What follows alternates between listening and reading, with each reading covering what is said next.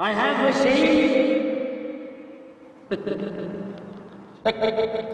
C'est l'histoire improbable, mais vraie, d'un roi bègue. George VI, monté sur le trône en 1936 après l'abdication de son frère, il va devoir surmonter son handicap pour assumer son rôle, galvaniser les foules à la radio, en direct, en pleine Seconde Guerre mondiale. Une gageure pour son acteur principal, Colin Firth. J'étais vraiment face à moi-même pour ce rôle. Alors j'ai utilisé bien sûr des éléments sur George VI, mais aussi l'expérience de notre scénariste David Sedler, qui est lui-même bègue et en parle très bien. Pour lui, le bégaiement, c'est un peu comme une noyade.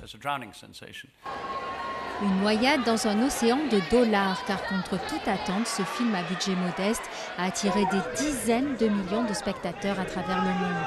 Déjà plus de 200 millions de dollars de recettes et une pluie de trophées pour le metteur en scène Tobe Hooper et tous les acteurs. Toutes ces choses que vous pensez être normalement partie intégrante de la recette pour le succès, elles ne sont pas là. On a tous un certain âge, il n'y a pas de sexe, pas de course-poursuite, c'est à propos d'une thérapie.